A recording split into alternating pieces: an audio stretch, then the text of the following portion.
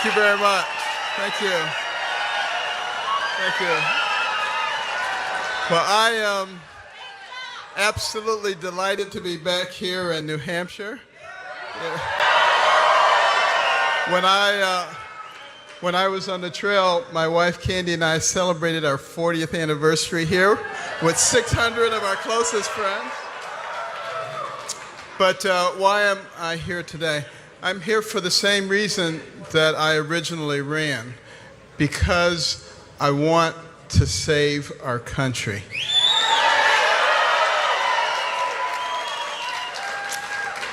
And America is worth saving. When you stop and you think about all that went into the creation of this country and the sacrifices that so many made so that we could have freedom, so that we could have a land that was of, for, and by the people, not of, for, and by the government. That's what it was intended to be.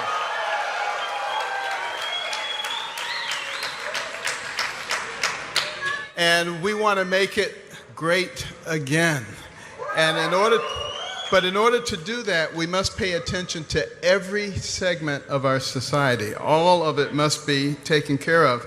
And that's one of the things that Donald Trump has been talking about. He's gotten a lot of criticism for talking about, portions of our country that aren't doing well, like our big inner cities. But the fact of the matter is, if they're not doing well, the whole country is going to have a problem, because we're all in the same boat.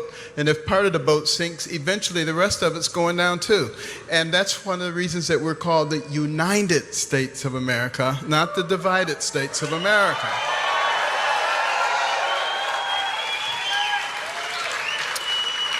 And it is such a land of opportunity because, when I grew up in dire poverty with a terrible temper, terrible grades, it certainly didn't look that great for me. But you know what I had?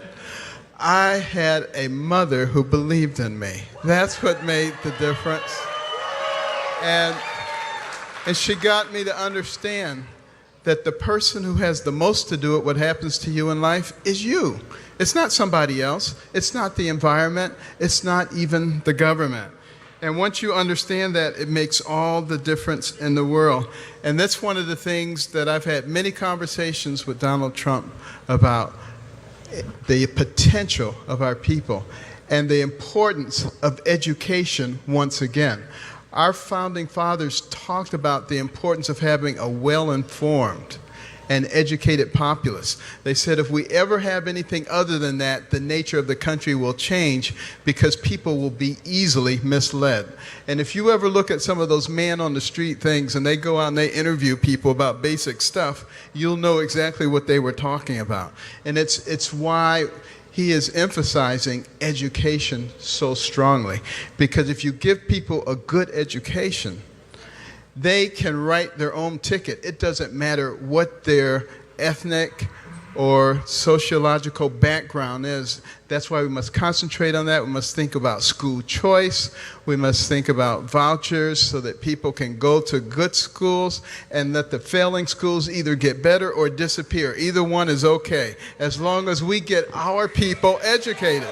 That's what's important.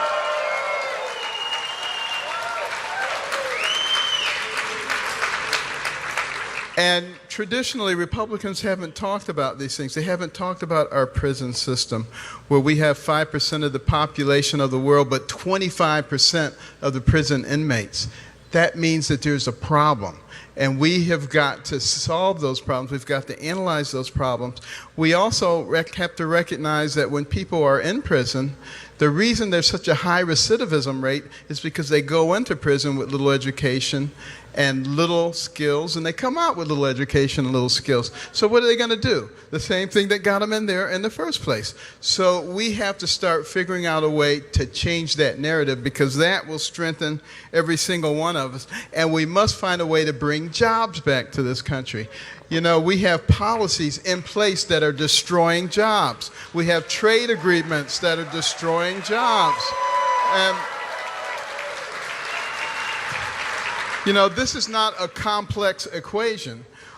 We have a reasonable tax code and we get rid of all the stupid regulations that are keeping people from doing what God gave them the talent to do.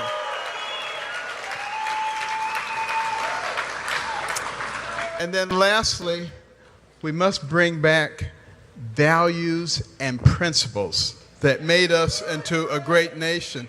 We can't allow the secular progressive movement to destroy the very value system that made us stand apart from everybody else and allowed this country to go from nowhere to the pinnacle of the world in record time. And we can go back there again when we remember our values. And our values are good values.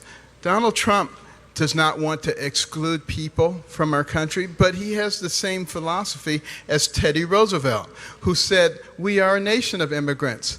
Everybody is welcome to come here legally as long as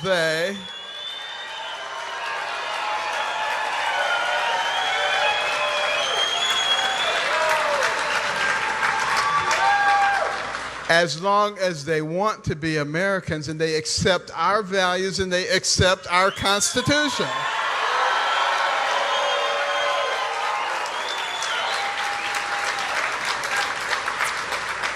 And we are very fortunate at this time to have someone running for president who's not a typical politician, who's willing to speak his mind, who is unafraid, and who loves America. Ladies and gentlemen, my friend and the next president, Mr. Donald Trump.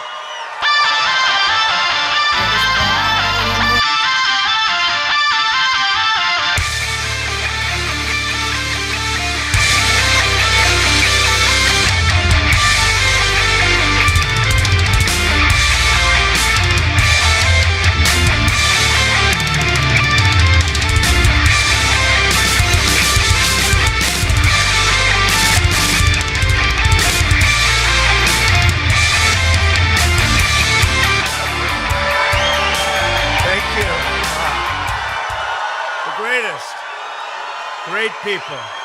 Thank you. Thank you.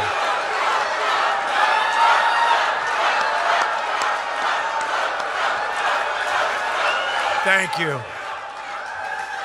Thank you very much. And I want to thank Dr. Ben Carson, a friend of mine and a great, great gentleman, and it's an honor to have him with us, believe me.